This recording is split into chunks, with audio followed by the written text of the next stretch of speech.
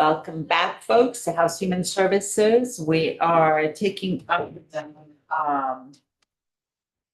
H657, which is the part of the included in the miscellaneous DCF bill, which will hopefully be renamed in the future. And we're just going to have some committee discussion about some updates that Rep. Donahue has had from conversations with other members and judiciary with the sponsors of the bill. Right. Representative Rachelson was the sponsor of the solitary confinement for children bill.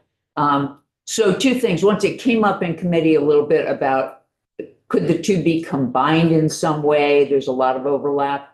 And I've done some work on that, and it does work. And I've put hopefully the best of both. I actually have a very, very rough draft at this point, which we're going to bounce around during town meeting week. But if anybody's, highly interested in the wording there and all that, I'm happy to share that as long as you know it's an extremely rough draft. But there was a more substantive issue that came up, and that is Representative Rachelson's bill.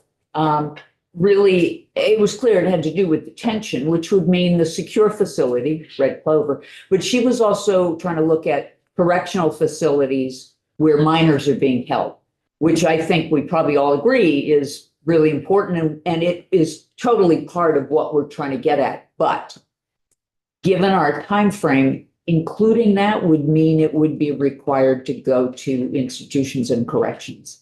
And we'd have to have testimony from Department of Corrections and so forth. And that's like a non-starter. We can't do that if this bill is going to get through. We're pretty tight as it is. So what Representative Rachelson is suggesting is that we not include those facilities, that part, but have a report required back, with a list of the defense and advocacy organizations, part of a work group. The report come back from DCF and DOC about application of the same rules of the same statute to minors in DOC facilities. And, regardless of what they say, it will give a head start on seeing what we can do next year on that specific issue. So that's the update. We're working on a few things where, definitions had to be recrafted in terms of looking at existing definitions, like maybe nationally, because there isn't anything in Vermont right now. And, I had put in some sort of placeholders, but like what is the definition of secure transport? The issue that was raised, including a definition of least restrictive, because that term is used in all these, even the National Juvenile Justice Committee and in the state and so forth.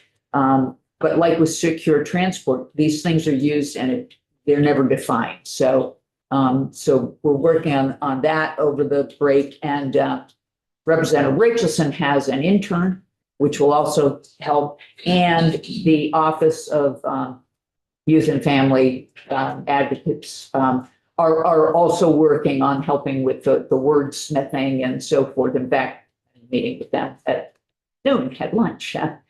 So I think that's moving very well, so that Tuesday morning when we come in, Katie will have everything we work on Monday when she's back, and when we come back on Tuesday morning, it will be ready with, I think, a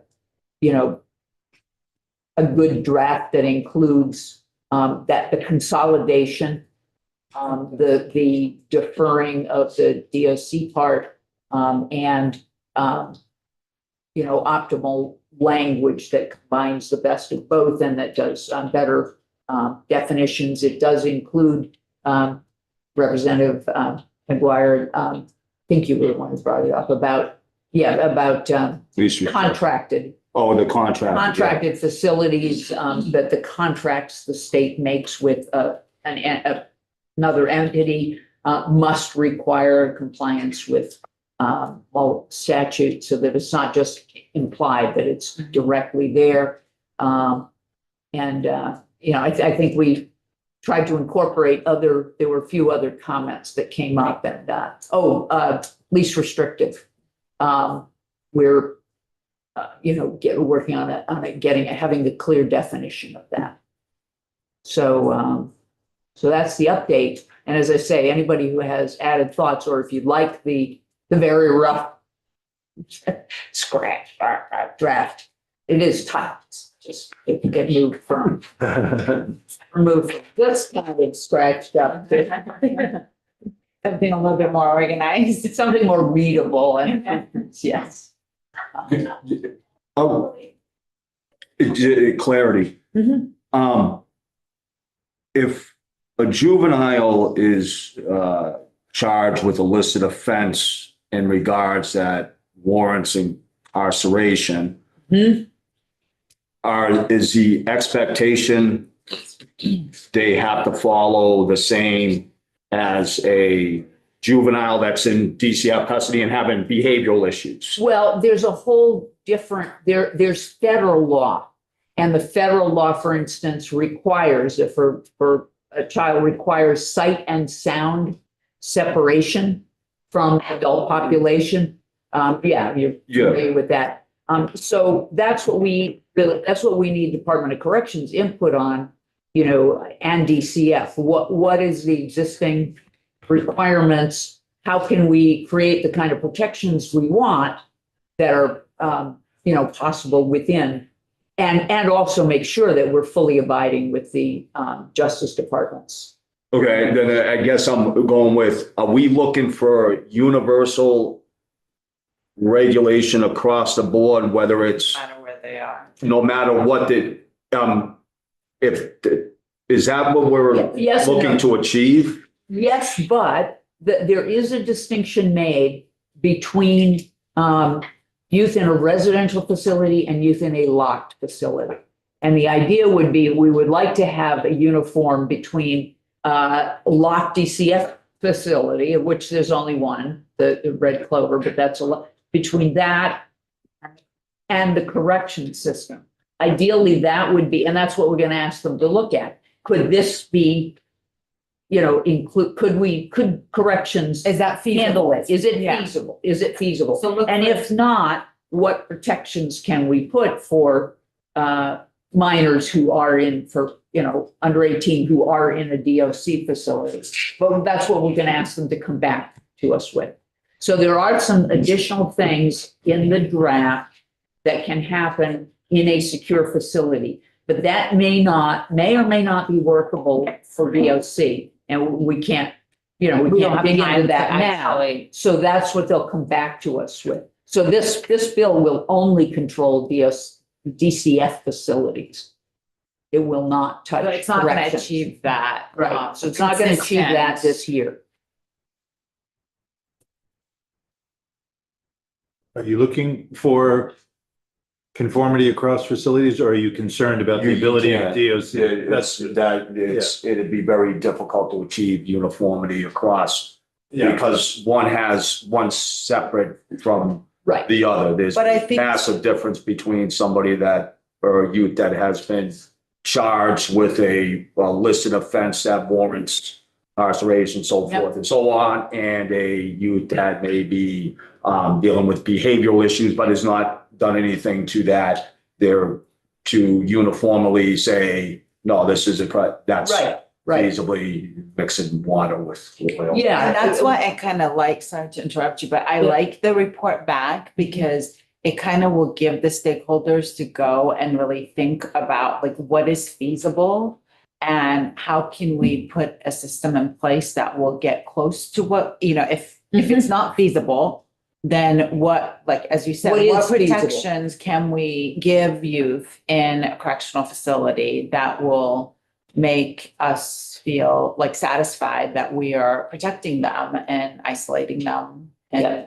I'd probably And say just- that, go ahead, I'm sorry. Yeah, just to say, this will be a report from DCF and DOC. So right. they will be involved in table. the report back, not just it's a joint report on, what is feasible, what is not, and then next year it would be a whole issue to look into. Try to influence. So nothing happens on that yet, other than saying, please look into this. Yeah, I do know that DOC probably has their protocols and procedures in place of management when juveniles are placed inside their They do, facilities for yeah. the time being. Yeah.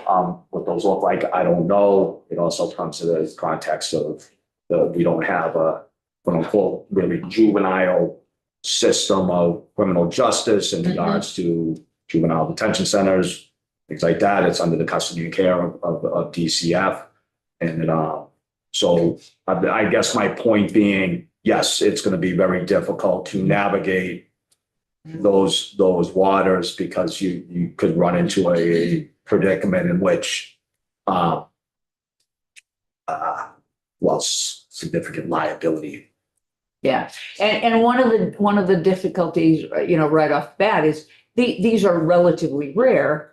So if there is a minor being held, being detained in an adult correctional facility, which they have to have the sight and sound, there, by definition of, what is seclusion by definition?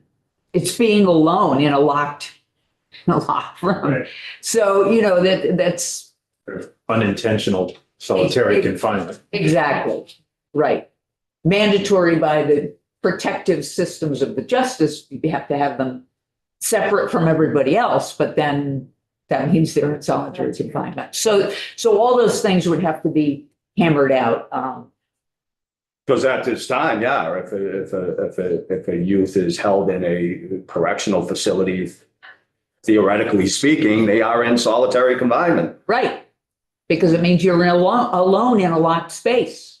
Because that's how it's going to be. Yeah, because It's you not can't like- mix them with. It's not purposely, it's a employment of saying, well, they want to express that to why we do need a facility of that context. So Right, yep, yeah.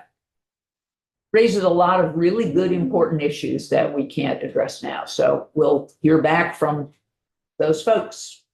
yeah, I guess just the point I'm getting at is, I know this, and I agree with the majority of this bill and the pieces there. And we just got to be careful if we start integrating and the two populations into one. We Right. recognize that, like when we have, like not having a forensics unit and housing individuals that are under the custody of care and judiciary and possibly going through trial of incompetency due to an action that may have occurred, and also integrating them in the same facility with individuals that are in there because of behavioral schizophrenia, whatever it may be. It's really not an appropriate practice. And Well, we can discuss that offline. yeah, I have thoughts about that area and we don't want to mix them with this issue. that's what I'm getting. I just want to see the things begin to integrate to where individuals could be placed in a position of Any other discussion around this or question?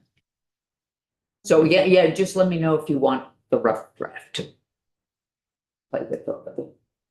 I want something to look forward to when we get back from break, so I'll hold off. Yeah. I want it now. Right. I want to I just know. don't want to make it sound like it's being secret from the committee. I would just be interested. Yeah. Yeah. Thank you for that work. Thank you for that. Oh, man, that's great work. Great work.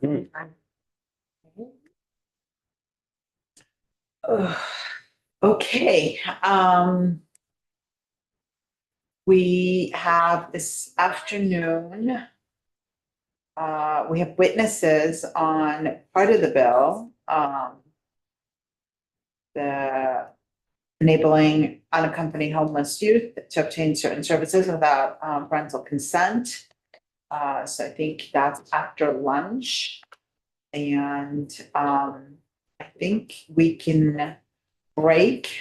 Let's check back in around 11 to see if Madam Chair will want to have discussions about any other bills, because I think yesterday there was a desire to have more committee discussion about the pre-K, because I think that's something we need to work on, but we haven't really had a chance to, some of the conversations we had after the walkthrough was, what are we trying to, what is the goal? And I think that would warrant some further discussion and maybe talking about who should we hear from when we dig deeper into that. So let's go